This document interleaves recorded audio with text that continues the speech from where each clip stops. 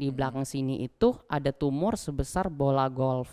Sebesar bola golf. Yes, kasih estimasi hidup aku cuma 3 bulan at that moment. Kamu hidup cuma 3 bulan 3 lagi. bulan saja. Yeah. Bentar, kamu tuh berarti umur 3 tahun kan? Yes. Di mata kiri kamu totally nggak bisa melihat sama sekali. Nggak bisa. Tiba-tiba harus menghadapi fakta kehidupan yang seperti ini kan kayak why me.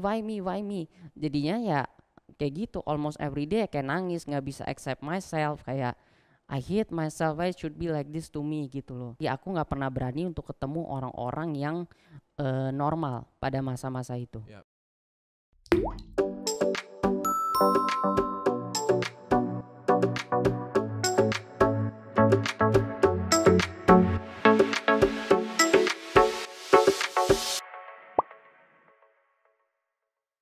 Welcome to Simpsons everyone, good to have you guys back lagi. Dan hari ini kita punya special guest yang begitu luar biasa.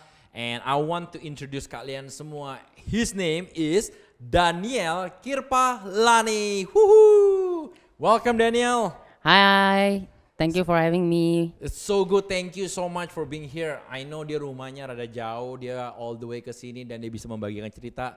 Dan aku percaya ini akan memberkati kalian semua from Amen. his story. And sebelumnya mungkin Daniel bisa perkenalkan diri nggak? Karena mungkin banyak yang belum tahu. Nih Daniel ini siapa?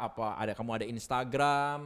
Habis itu apa yang kamu lagi lakukan juga sekarang Daniel? So go for it bro. Oke, so hai semuanya, nama aku Daniel. Aku berumur 23 tahun. Kesibukan aku saat ini kuliah teologi, ada di tahun terakhir. Habis itu sedang bekerja juga.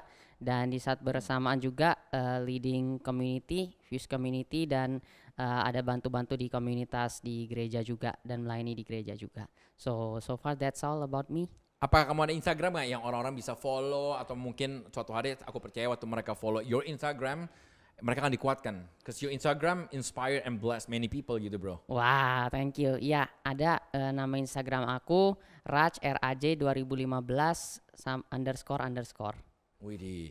Nanti kalian bisa follow dia punya Instagram and I believe kalian akan mengetahui dan mengenal kehidupan dia lebih lagi dan you gonna be inspired so much by him. Yeah. Yeah. So I want to ask you bro, mungkin kayak tadi kamu udah sempat bilang kan ya, kamu sekarang udah lagi sekolah teologi ya? Yes. Are you almost done sekolah teologi di mana?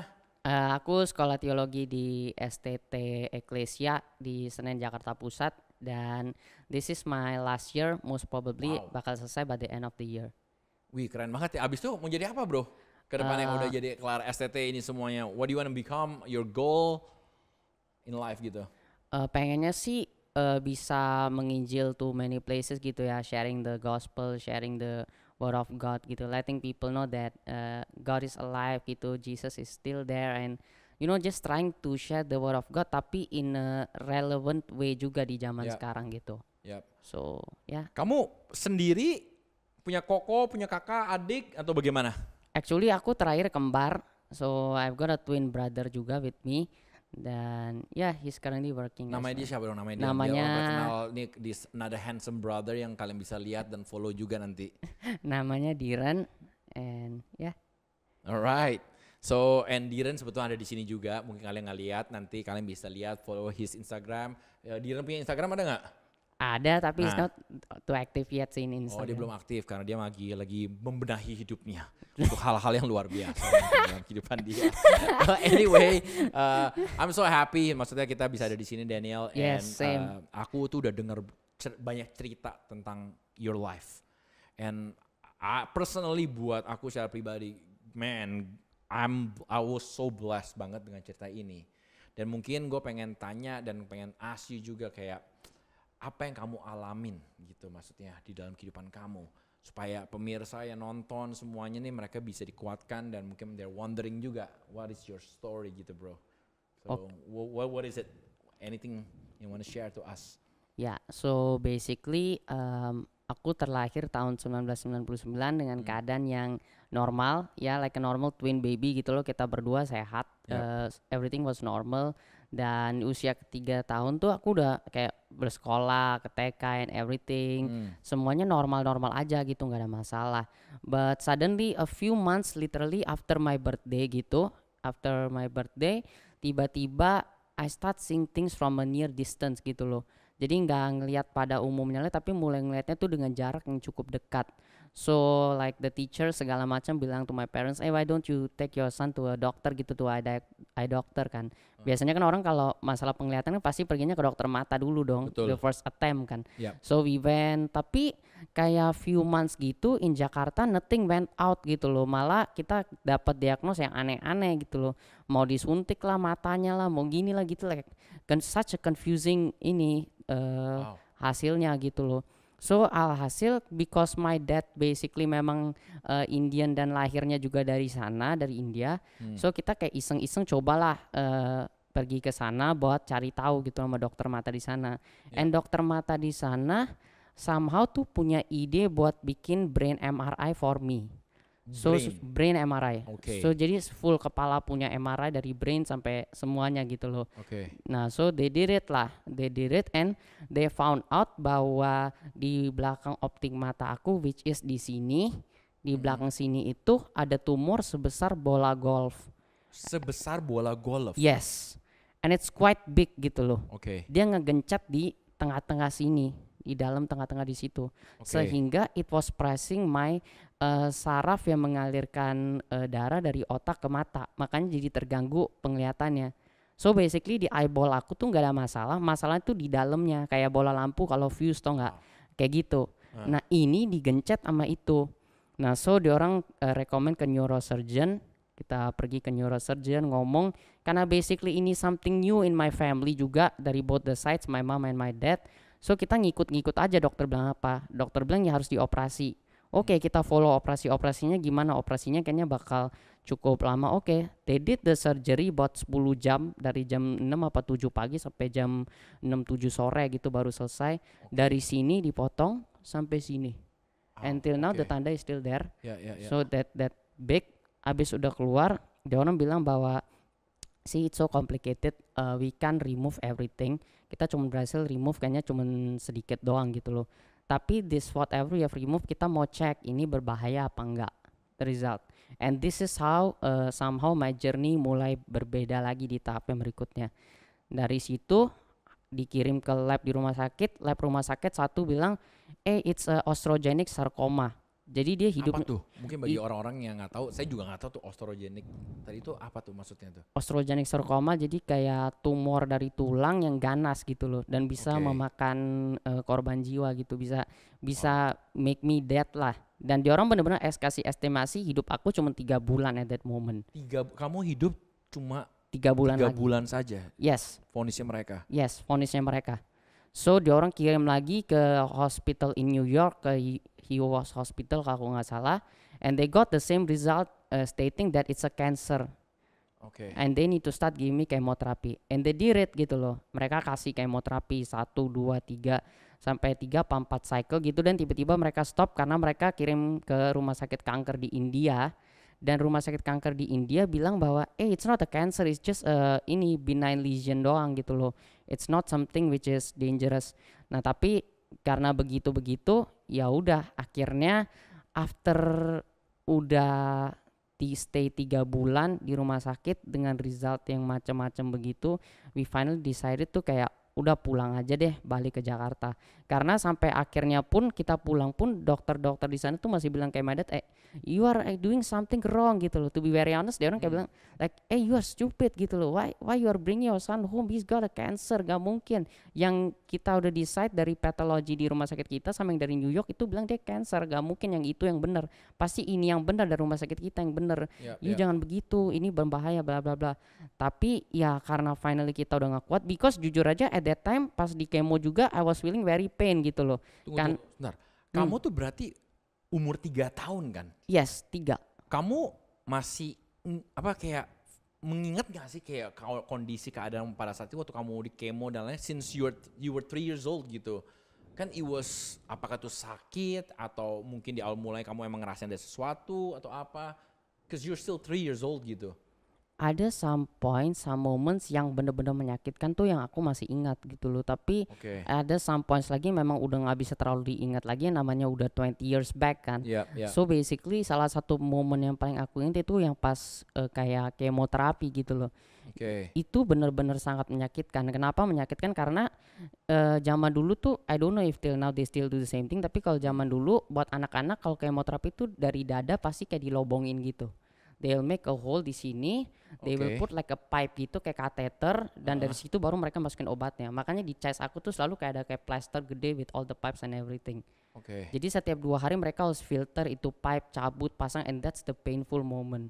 Dan your brother, he was totally fine. Kan you guys Yes. were twin kan, kalian kan kembar kan. Yes. Dan your brother sama sekali nggak mengalami ini, cuman waktu itu kamu doang aja yang ngalamin. Aku doang. Oke. Aku doang. That's why aku was medicated in Mumbai and my brother kita tinggalin di hometownnya my dad, di ibaratnya Bandungnya India lah gitu loh. Jadi like it was 4-5 hours terpisah kita di kota yang berbeda. Oke. My mom and dad were with me in the hospital all the time gitu. Oh, loh. jadi pada saat itu waktu kamu kecil tuh masih tinggal di India, No, we Udah were di staying in Indonesia? Jakarta. di Jakarta. Aku Cuma pada lahir di saat sini. itu treatmentnya kamu dari yang tadi sempat ke New York ya. Hasil aku yang ke New York. Hasil kamu ke New York, abis itu kamu dibawa ke India Yes. for the chemo. Yes.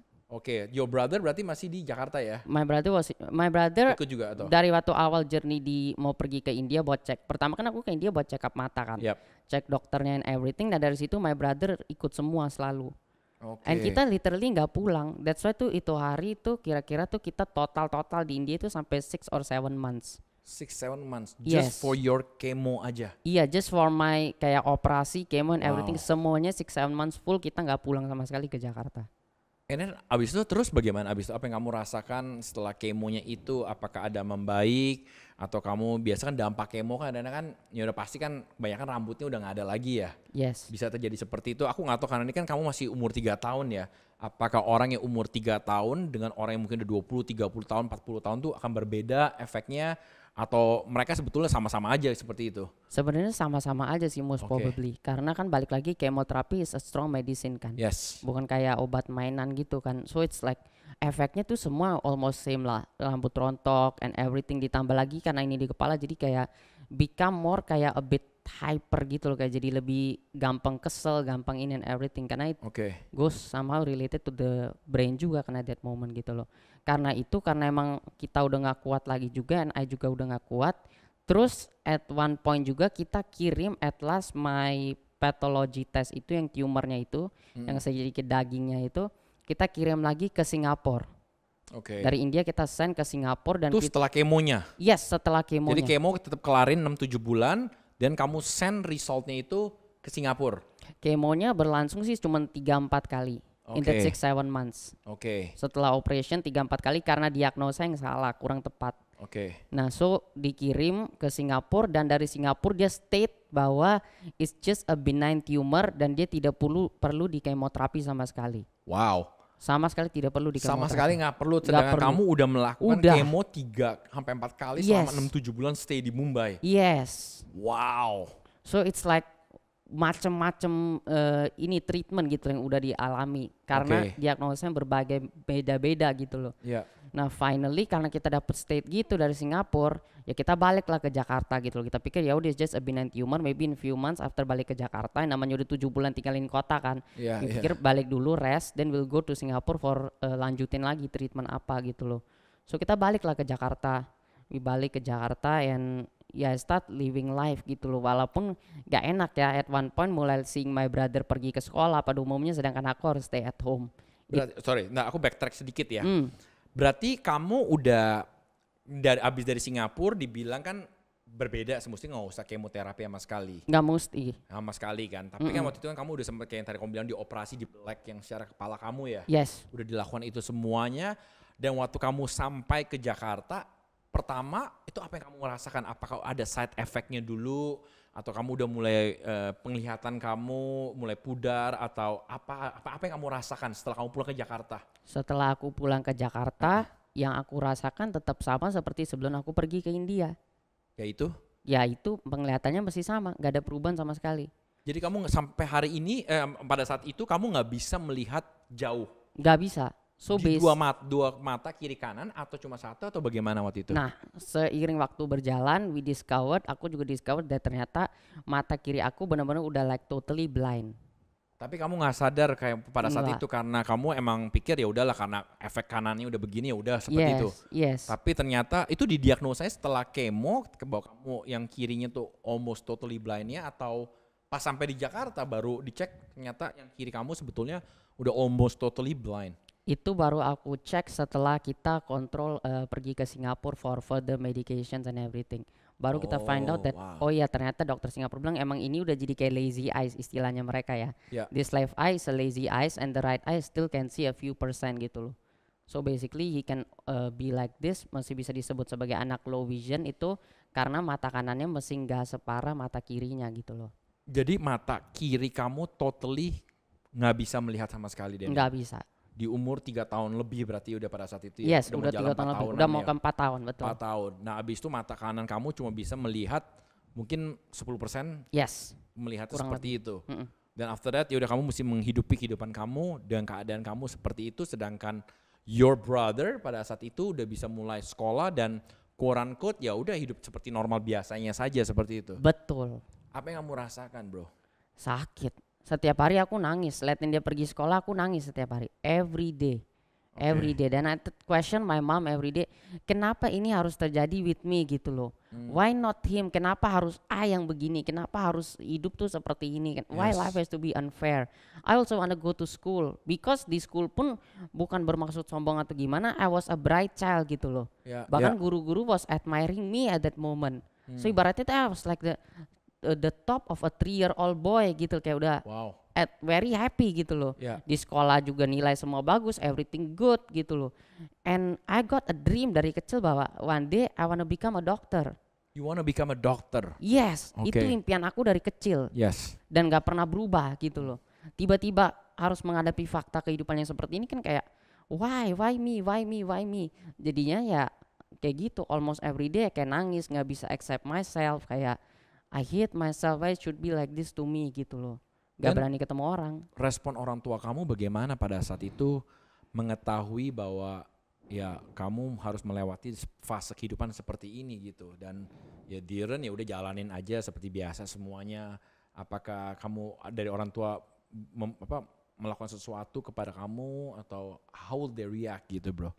My parents reactionnya sih ya kayak my mom ya try her best to hibur me ya, maksudnya kayak comfort me all the time gitu. Karena kan especially kan at that moment family aku tuh kayak kita sama kayak cukup terpecah agamanya gitu loh, kayak my mom, me and my brother kita udah Kristen gitu loh.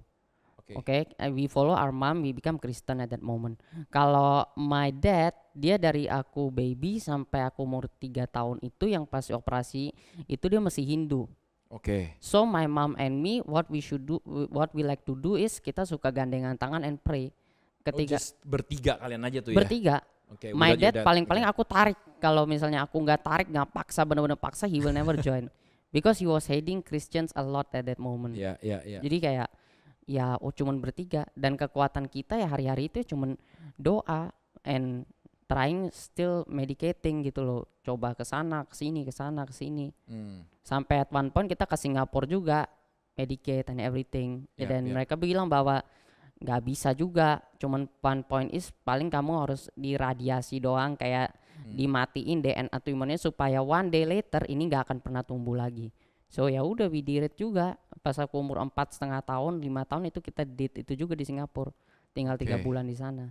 Nah jadinya tuh kamu selama 4,5 tahun terus tuh berjalan, ya udah kamu kan harus menjalani kehidupan kamu. Apakah pada saat itu kamu sekolah atau you just stay at home atau bagaimana waktu itu Dan? Basically just stay at home. Kenapa? Karena at that moment tuh kita rada confused gitu loh, mau sekolah juga sekolah bagaimana gitu di sekolah umum, dan aku pun gak percaya diri buat pergi ke sekolah umum gitu loh.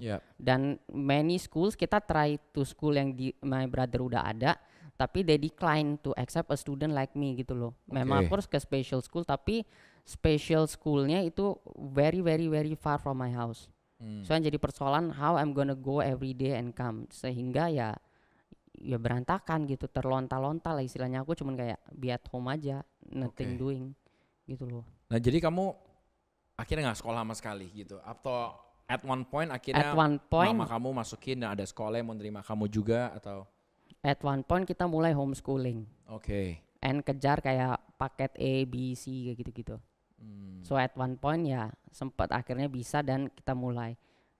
Ya karena itu balik lagi aku nggak pernah berani untuk ketemu orang-orang yang normal pada masa-masa itu. Selain orang-orang gereja ya. My only people yang aku berani ketemu normal is family, cousins, kalau nggak gereja. Lebih dari itu I'm very scared. Oh jadi waktu itu kamu udah tertanam di sebuah gereja juga pada saat itu?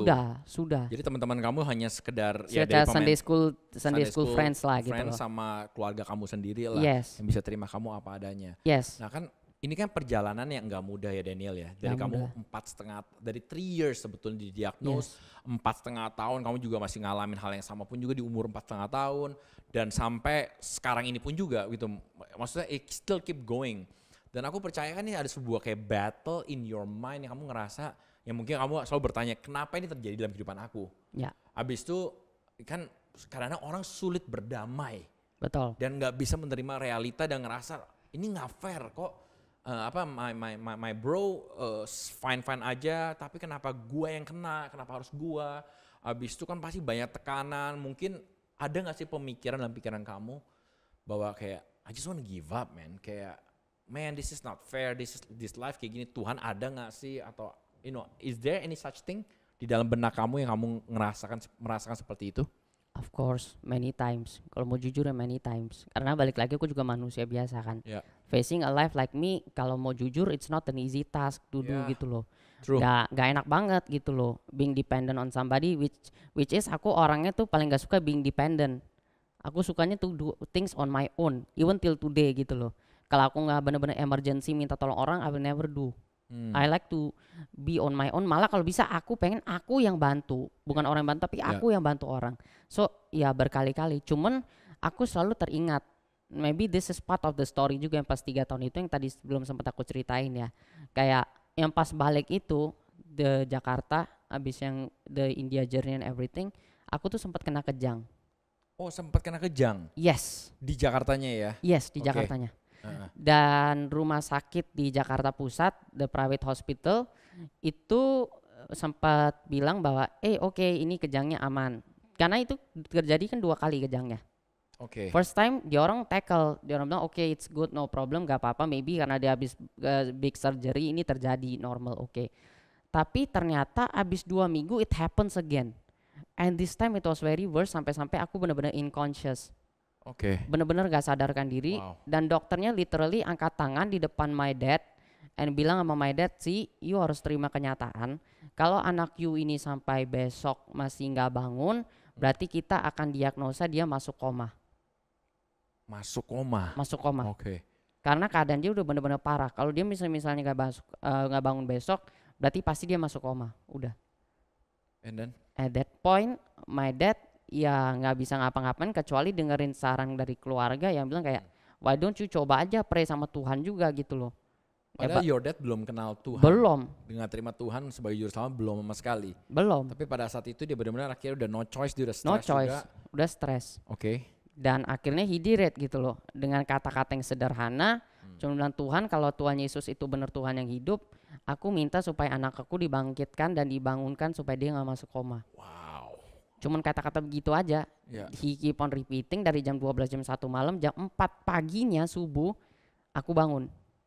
4 AM in the morning, Tuhan bangunkan aku sadar, dan itu that point titik itu yang bikin aku setiap kali mau give up dalam kehidupan aku. Ketika aku remember that story, it give me strength. Oh kalau Tuhan bangkitin aku 20 tahun lalu, atau ya kepada saat-saat itu ya, berarti ada rencananya buat kehidupan aku yang memang harus digenapi lewat aku gitu loh, lewat kondisi aku mungkin yang seperti ini.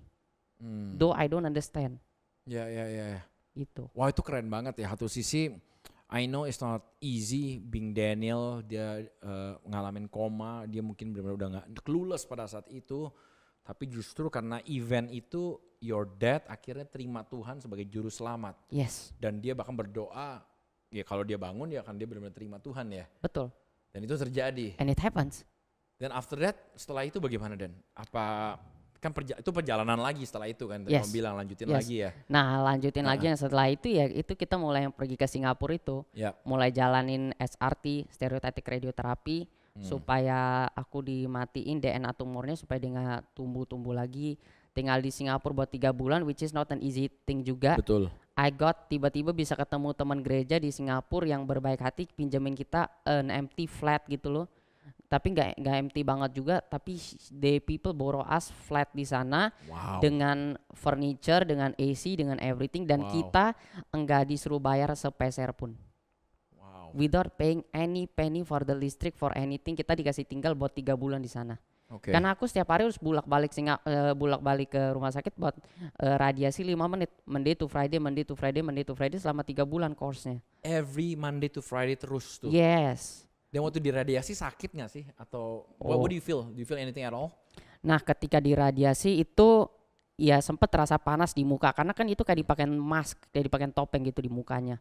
Full kayak dipakai topeng terus under like a machine gitu loh. So somehow it feel panas, tapi efeknya dari radiasi itu yang benar-benar mirip lagi kayak kemoterapi yang pernah aku alamin pas umur 3 tahun. Itu bikin aku benar-benar rontok sampai botak total, and it makes me juga lebih gampang marah, gampang gak bisa ini, dan struggling a lot of things gitu lah that moment. Cuman ya itu every Saturday Sunday kita free time-nya ya we go to places, we go jalan-jalan, kalau enggak paling ke gereja hari Minggunya gitu loh. Nah, aku tuh tertarik banget Dan, maksudnya kayak mendengar cerita kamu ini kan ini nggak mudah. Karena satu sisi you're still young and I mean you're amazing, you're brilliant, keluarga kamu juga amazing. Dan kamu harus menerima realita ini kan tuh enggak mudah sama sekali kan. Betul. Tadi kamu bilang kamu udah mau give up, kamu udah mau menyerah dan lain-lain. Nah akhirnya you have to deal with the reality. How do you deal with the reality? Sampai akhirnya kamu, here you are 23 tahun, you're still going strong. Nanti kalian akan dengar juga mungkin dia what he has done in his life itu keren banget. Tapi kayak bagaimana akhirnya kamu berdamai dengan hal tersebut gitu dan ya udahlah. Kalau Tuhan mau pakai aku begini, yaudah, I'm just gonna be myself and just do the best gitu.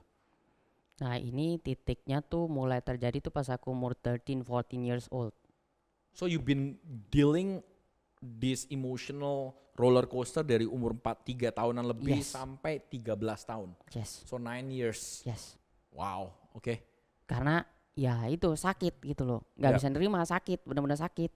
How to stay in one house, lu tuh normal gitu ya, lu normal, lu orang berdua pergi sekolah sama-sama, tiba-tiba semuanya berubah. Lu lihat dia setiap hari bisa naik level, naik kelas baru, kadang beli buku, beli tas baru and everything, and sedangkan you hidupnya kayak gitu-gitu aja gitu loh. Yang satu punya temen, yang satu temennya cuma di gereja doang, kan kayak painful sekali gitu loh. For sure. And I cannot do anything to change it. Jadi kayak frustasi. And it takes time sampai aku 13-14 tahun. There was one point juga aku mulai pergi ke sekolah kebutuhan khusus juga for 1-2 years. Dan di situ aku sadar bahwa ternyata I'm not the only one yang facing like this gitu loh. Ada many people, bahkan ada orang yang sampai dua-duanya tuh bener-bener full blinded gitu loh. Bener-bener gak bisa lihat apa-apa. Berarti aku masih bagus ya Tuhan ya. Aku at least kalau mau beli sepatu, mau beli baju, mau beli apa, I can still see colors, I can still choose what I want gitu loh. Maunya model ini, maunya masih bisa lihat gitu. Jadi kayak oh ya ternyata engkau masih baik juga ya Tuhan, masih kasih aku walaupun sedikit, tapi ya I can still maximize whatever I got gitu loh. Terus aku mulai kayak now I'm like this, sekarang apa yang aku bisa lakukan gitu loh. Apa sih yang bisa aku kejar di dalam kehidupan ini? Pikir-pikir ternyata aku tersadar kembali bahwa ternyata dari kecil itu memang selain jadi dokter itu aku sempat ada keinginan buat jadi hamba Tuhan juga. Karena itu dokter juga sih Dan. Cuma bedanya satu dokter secara fisik, satu lagi dokter secara hati. Secara jiwa beda aja tapi dokter sama.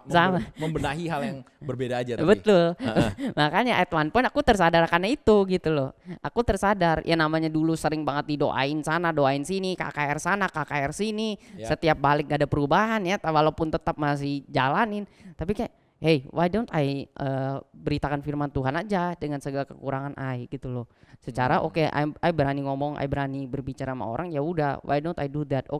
So mulai dari situ I still start having my keinginan untuk bangkit lagi, keinginan untuk semangat terus, mulai yang namanya pelayanan, mulai nyanyi di gereja, mulai pokoknya everything that I can do sekecil apapun.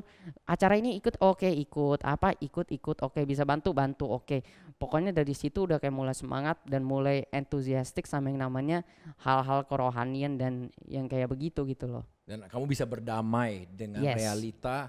Berarti turning point yang tadi yang aku bisa dengar tadi dan aku dapat, berarti waktu kamu tuh benar-benar yang waktu kamu sempat masuk sekolah melihat orang lain yang sempat fully blind, kamu bisa mensyukuri ternyata kamu tuh nggak fully blind, kamu masih bisa menikmati warna dan lain semuanya itu ya. Exactly. Dan from that moment on kamu mulai mensyukuri apa yang kamu punya dan kamu udah nggak komplain lagi, kamu justru malah emphasize dan langsung benar-benar ya gas full lah jadinya. Oke lah, gue udah menerima, gue udah deal with it dan gue akan jalan benar-benar full dengan apa yang gue punya, dengan talenta dan kekuatan gue sendiri begitu ya. Betul.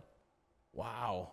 Dan after what happened gitu, after that. Jadi kamu abis umur 13 tahun, kamu udah momen gue berdamai, dan kamu gas tuh abis itu langsung sekolah, apapun. Mulai fokus lagi sama dunia pendidikan, mulai beranikan diri untuk ketemu orang gitu loh. Yang tadinya kayak rada introvert, rada takut-takut, Yep. jadi lebih berani gitu loh.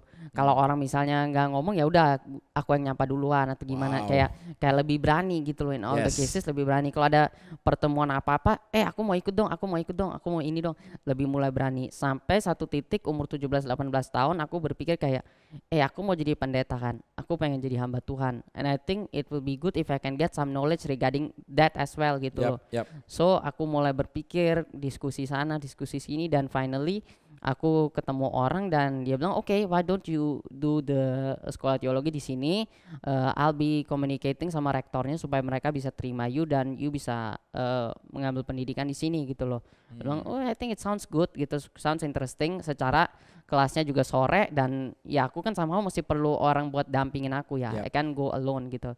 So aku pikir saya sore okay, my dad at least can drop me gitu loh. Yep. Dibandingkan kelas pagi. Ya udahlah, and quite near. Okay, so I take it. Dari umur 18-19 tahun itu mulai kuliah sampai detik ini. Wow, keren banget. Dan kamu, you don't stop sampai hari ini pun kamu tetap benar-benar all out. Yes. Dan bahkan Daniel secara konsisten di setiap minggu dia ngadain talk show di Instagram live-nya dia. Itu menurut aku sih keren banget ya Dan ya, karena it's not easy to go through all those things, dan gue percaya this is not the end, this is just the beginning of something Amen. even greater. Amen. Karena yang pertama kamu udah deal dengan your past, Yes. deal dengan reality, cause that's the hardest thing ya Dan ya mungkin. Benar. Ya, untuk bisa deal with it dan move on, karena kalau nggak kita akan selalu dwell on it dan diintimidasi melulu. Betul. Who are you? Apa yang kamu bisa lakukan? Betul. Dan akhirnya kamu bisa melakukan hal ini semua ya bro ya. Puji Tuhan, yes. Dah, mungkin kamu ada nggak Dan? Maksudnya aku percaya kan ya sekarang I thank God gitu, kamu sekarang udah benar-benar bisa all out dalam pelayanan, dalam melihat potensi kamu pun juga gitu. Dan aku percaya yang nonton mungkin nggak cuma kan banyak orang mungkin lagi nonton ini, mungkin mereka juga ngalamin di fase hidup yang berbeda-beda udah pastinya ya. Mungkin dan mereka udah ngerasa mereka udah mau give up, mereka merasa bahwa mereka udah divonis oleh dokter ABC seperti ini, dan akhirnya sometimes it's hard buat mereka keluar dan berdamai. Apa kamu ada pesan atau saran-saran nggak terakhir bagi mereka semua agar mereka tuh nggak give up, nggak bunuh diri atau bahkan meninggalkan Tuhan? Well, first of all, I would say once again thank you to you gitu loh, for being a good leader, a good brother for me. Karena if I can achieve everything what I am today, nggak lepas juga dari your support gitu loh. Praise And I God, could praise say God. that your support has been one of the greatest support system that I could ever have gitu.